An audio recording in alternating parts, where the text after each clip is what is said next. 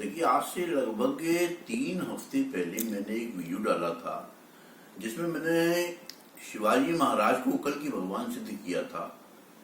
लोगों ने इसको पसंद तो किया, लेकिन कई लोगों ने ये प्रश्न किया, क्या शिवाजी महाराज से पहले धर्म का लोप नहीं हुआ था, अधर्म का बढ़ाव नहीं हुआ था? तब फिर कल की भगवान अंशावतार के रूप में सामने क्यों नहीं गए?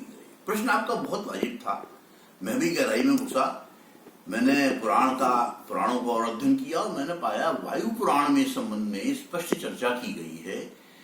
देखिए, वायु पुराण के 98 अध्याय में इस बात को जोर देकर बताया गया है कि भगवान कल्कि का एक गुणावतार होगा। गुणावतार तो एक ही होगा, निश्चित बात है। कब होगा अभी किसी को नहीं मालूम, लेकिन भगवान कल्कि के कई अंशावतार होंगे। और देखिए, मैं तो हिस्ट्री का स्टूडेंट रहा हूं, तो मैं हिस्ट्री में घुसा, मैंने देखा पुराणों में, हिस्ट्री में घुसा, पुराणों पे मैंने 4 बिंदु नियत किए जिनके आधार पर हम अब अंशावतारों को, भगवान कल्कि के अंशावतारों को पहचान सकते हैं। तो देखिए, पुराणों में 4 प्रकार के लक्षण विशेष रूप से बताए गए हैं अंशावतारों के, कि अंशावतार अनुपम पराक्रमी होंगे, श्वेत घोड़े पर सवार होंगे, दोनों हाथों में तलवार लेकर युद्ध करेंगे और हिंदू धर्म, हिंदू संस्कृति की रक्षा करेंगे। जब इस आधार पर मैंने पुराने शूरवीरों को, हिंदू धर्म के रक्षकों को मैंने परखा, आजमाया, तो मैंने पाया, मेरे अपने विचार हैं, हो सकता है कि अंशावतार कल्कि के और भी हुए हों, लेकिन मैंने 2 लोगों को पहचाना, शिवाजी महाराज के अलावा 2 लोगों को और पहचाना। उनके बारे में आज मैं बताऊंगा। पहले कल्कि भगवान के पहले अंशावतार थे महाराजा विक्रमादित्य, जो आज से लगभग 1800 वर्ष पहले हुए थे और जिन्होंने अपनी अनुपम विजयों से न सिर्फ हिंदू धर्म, हिंदू संस्कृति, सनातन धर्म, सनातन संस्कृति की रक्षा की थी, बल्कि दूर दूर तक अपनी विजयों से अपने साम्राज्य का विस्तार किया था। तो देखिए, उन्होंने उस समय शक, कुषाण, इंडो ग्रीक से भारत की रक्षा की, उन विदेशी आक्रमणकारियों से भारत की सनातन धर्म की रक्षा की, हिंदू संस्कृति की रक्षा की, बल्कि अपने एक विशाल साम्राज्य खड़ा किया। उस साम्राज्य में यदि हम देखें तो पूर्व में बंगाल से लेकर पश्चिम में हिंदू कुश पार करके बाल्टीक प्रदेश अर्थात अफगानिस्तान तक उस साम्राज्य का विस्तार था। और इन्होंने ईरान, इराक और अरब देशों तक भी भारत का, हिंदू संस्कृति का परचम लहराया था। एक अरब लेखक बिरहान बिंतोई के ग्रंथ शेख उल ओकुल में विक्रमादित्य महाराज की अरब विजयों का वर्णन किया गया है। और इन विजयों के परिणाम स्वरूप विक्रमादित्य महाराज ने विक्रमी संवत की स्थापना की। विक्रमी संवत, थोड़ा ध्यान दीजिए सनातनी हिंदुओं, विक्रमी संवत विक्रमादित्य महाराज ने अपनी विजयों के परिणाम स्वरूप स्थापित किए थे। और आज भी विक्रमी संवत का उपयोग हिंदू धर्म के लोग अपनी गणना के लिए करते हैं। ये विक्रमी संवत विक्रमादित्य महाराज ने अपनी विजयों के परिणाम स्वरूप की थी। और विक्रमादित्य महाराज जो हैं, उनके दरबारी कवि जो थे शंकु, उन्होंने अपने ज्योतिर्विदावरण ग्रंथ में उनको कल्कि का अवतार बताया था।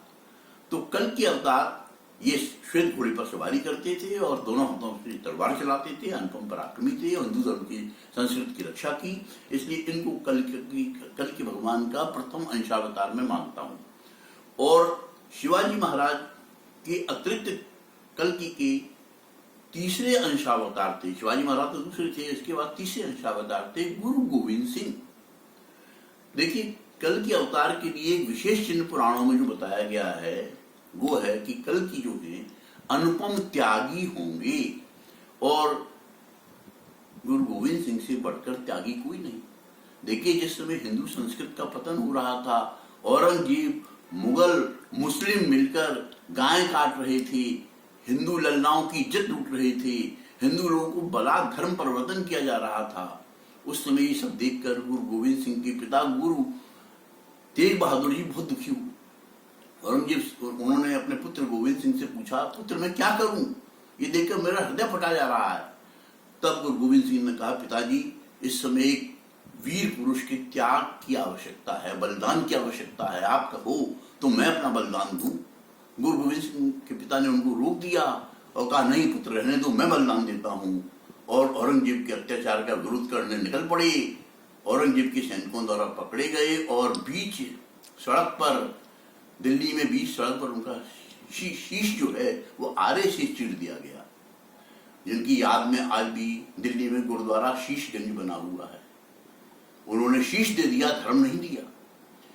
और इस घटना का गुरु गोविंद सिंह पर इतना प्रभाव पड़ा कि उन्होंने एक सीधी सादी सिख कौम को एक बहादुर सेना में, सैन्य जाति में परिवर्तित कर दिया। ऐसी बहादुर सैन्य जाति जिसने मुगलों का अत्याचारों का विरोध किया, जिसने गाय कटने का विरोध किया, जिसने ब्राह्मण की शिखा कटने का विरोध किया, जिसने हिंदुओं को मुस्लिम बनाने का विरोध किया, और पूरी सिख कौम हिंदू धर्म की रक्षा में लग गई। और गुरु गोविंद सिंह जी श्वेत घोड़े पर सवार होते थे, दोनों हाथों से तलवार चलाते थे, इतने ज्यादा पराक्रमी थे जितना ज्यादा पराक्रमी हिंदुस्तान में कोई शूरवीर आज तक नहीं हुआ है। देखिए, यदि गुरु गोविंद सिंह की पराक्रम की बात करेंगे तो चमकौर का युद्ध इस पराक्रम का जीता जागता प्रमाण है। गुरु गोविंद सिंह ने तो चमकौर के युद्ध में, आप लोग चाहें तो गूगल पर सर्च कर लें, देख लें चमकौर का युद्ध में क्या हुआ था। चमकौर के युद्ध में एक तरफ 42 सिख सैनिक थी, जिसमें गुरु गोविंद सिंह के 2 पुत्र भी थे, दूसरी तरफ 10 लाख मुगल सेना थी।